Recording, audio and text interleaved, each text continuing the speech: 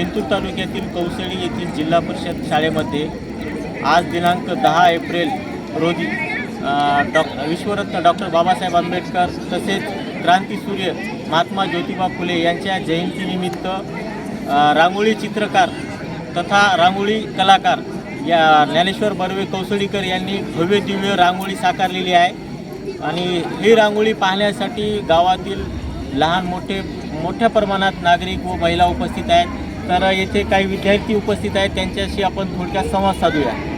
नाव काय तुझं?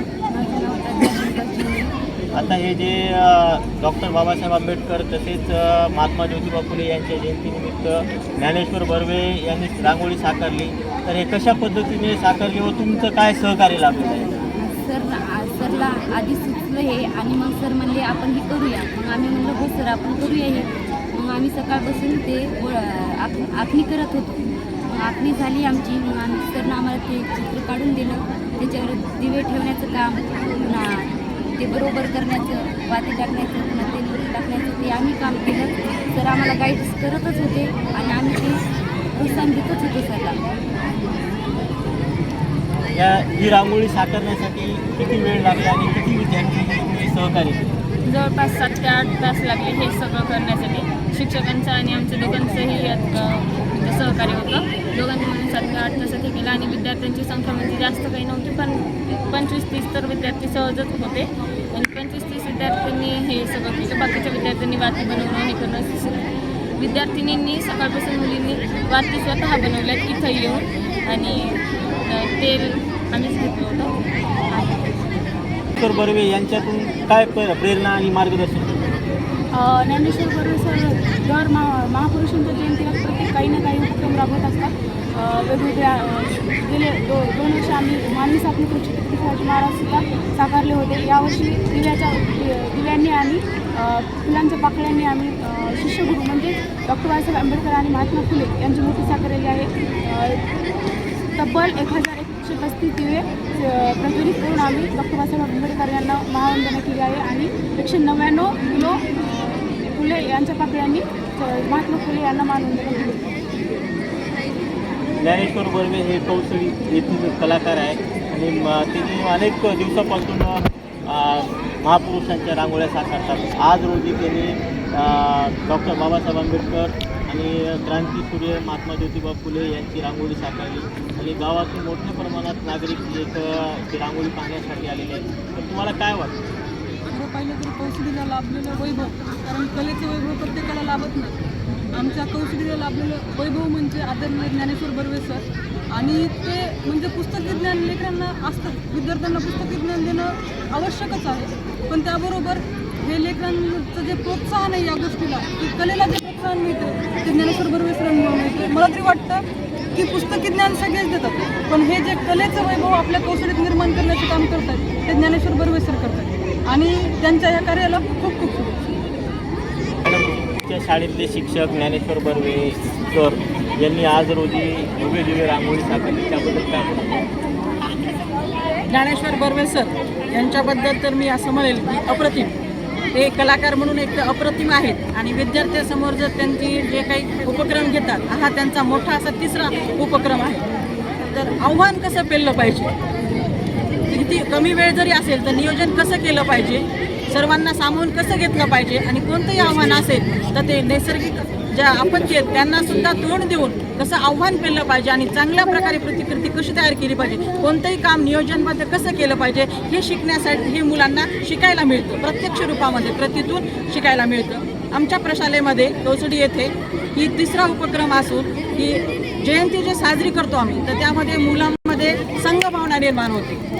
आज सकाळी 8:30 वाजल्यापासून शाळा भरल्यापासून शाळेतील सर्वच विद्यार्थी या उपक्रमामध्ये सहभागी आहेत। काही विद्यार्थ्यांनी कापूस निसला, नंतर त्याच्या काही विद्यार्थ्यांनी वाती बनवल्या, काही विद्यार्थ्यांनी फुलांच्या पाकळ्या तयार केल्या, काही जणांनी पणत्या आणल्या, तर काही जणांनी पणत्यांची मांडणी केली, तर काही विशेषतः आमच्या मुलींनी हे पूर्ण ग्राउंड सरांच्या मार्गदर्शनाखाली आखलेला आहे. म्हणजे मुलीसुद्धा कुठं कमी नाहीत आणि महात्मा ज्योतिबा फुले यांनी दिलेला जो वसा आहे आमच्यासाठी तो आम्ही पुढे चालवत आहे असं आम्हाला वाटते. म्हणजे जास्तीत जास्त जबाबदारी मुलांवर टाकून मुलं तयार करण्याचं काम श्री ज्ञानेश्वर बर्वे सर करत आहेत. तसंच आमची जी प्रशालेची टीम आहे शिक्षकांची, सर्वजण जीव ओतून सर्वजण काम करतात. फुलं आणायचे असतील, मुलांना मार्गदर्शन करायचं असेल किंवा आणि आम्हाला सर्वात महत्त्वाचं म्हणजे आमचे जे मुख्याध्यापक आहे श्री वाडवे सर, हे मोलाचं असं त्यांचं मार्गदर्शन असतं आणि सहकार्य असतं की तुम्ही जे कराल ते करा, मी तुमच्या पाठीमागं आहे. म्हणून आम्ही वेगवेगळे उपक्रम घेत आहोत आणि प्रशाला कौसडी याला उंच भरारी मिळत नाही.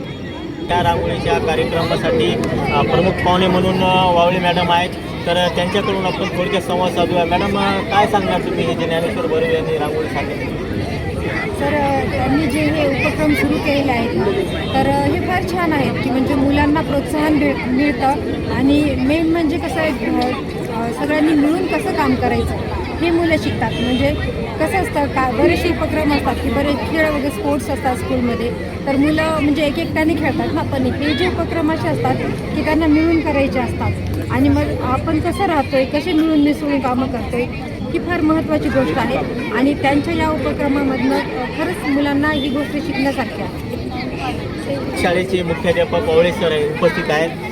सर, दरवेळेस महापुरुषांच्या जयंतीनिमित्त ज्ञानेश्वर बर्वे हे आगळेवेगळा कार्यक्रम राबवितात शाळेमध्ये. तुम्ही शाळेचे मुख्याध्यापक म्हणून तुम्ही पण देखील त्यांना प्रोत्साहन देतात आणि आज रोजी आज महात्मा ज्योतिबा फुले तसेच डॉक्टर बाबासाहेब आंबेडकर यांच्या जयंतीनिमित्त भव्य दिव्य रांगोळी साकारली ज्ञानेश्वर बर्वे आणि तुमच्या विद्यार्थ्यांनी, त्याबद्दल काय? तर हा एक ज्ञानेश्वर बर्वे यांनी हा जो उपक्रम शाळेमध्ये राबवला हा अत्यंत स्तुत्य उपक्रम आहे. अत्यंत जितकी स्तुती करावी तितकी कमी राहील या उपक्रमासाठी त्यांची, कारण या उपक्रमातून विद्यार्थ्यांना चांगल्या प्रकारची प्रेरणा मिळते, ऊर्जा मिळते आणि या ऊर्जेतून विद्यार्थ्यांमध्ये सृजनशीलतेला वाव मिळतो विद्यार्थ्यांचा. आणि डॉक्टर बाबासाहेब आंबेडकर यांनी सांगितलेली समता, स्वातंत्र्य आणि बंधुता ही जी मूल्ये आहेत, या मूल्यांची रुजवण विद्यार्थ्यांमध्ये होण्यासाठी हा उपक्रम कारणीभूत आहे. आणि त्यामुळं मी ज्ञानेश्वर बर्वे आणि माझ्या सर्व शिक्षक वृत्तांचं मी स्वागत करतो, अभिनंदन करतो. या कार्यक्रमासाठी कौसडी सर्कलचे जिल्हा परिषद सदस्य माणिक हरकड हे देखील उपस्थित आहेत. आणि माणिकराव, आपल्या कौसडी सर्कलमधला एक छोट्या कुटुंबातला कलाकार आपल्या अख्ख्या महाराष्ट्रामध्ये त्यांनी नावलौकिक केलेलं आहे. आज रोजी त्यांनी महापुरुषांच्या जयंतीनिमित्त शाळेमध्ये एक आगळा वेगळा कार्यक्रम राबवून महापुरुषांची जयंती साजरी केली आणि रांगोळी सादर, त्याबद्दल काय सांगितलं? तर त्यांना एक आदर्श घेण्यासारखं उपक्रम आहे त्यांचा. आम्ही नेहमी पाहतो प्रत्येक महापुरुषाच्या जयंतीनिमित्त त्यांचा एक आगळा वेगळा उपक्रम असते आणि त्यांचं निश्चितच आपल्या जिल्ह्याभरातून नाही महाराष्ट्रातून विकासात्मक त्यांचं काम आहे. तर त्यांच्या कामाचा आपण आदर्श घेऊन बाकी ठिकाणी आणण्याचं बाकी शिक्षकाला सुद्धा नेहमी मार्गदर्शन घ्या म्हणतो ते. आणि बरेच सरांचे आम्ही तर जिल्हा परिषदेचे आपण आता झालो, पण यांच्या अगोदरपासून बी त्यांचे प्रत्येक रांगोळीचे उपक्रम असेल किंवा महापुरुष जयंती असेल तर एक चांगलं काम आहे त्यांचं. त्यांच्या कामाशी आपण निश्चितच त्यांच्या कामाच्या पाठीमागे आपण उभं टाकू. जयंतीनिमित्त जे बर्वे सरांची रांगोळी साकारली ती कशा पद्धतीने व विद्यार्थ्यांनी त्यांना कसा सहकार्य मिळाला विद्यार्थ्यांना?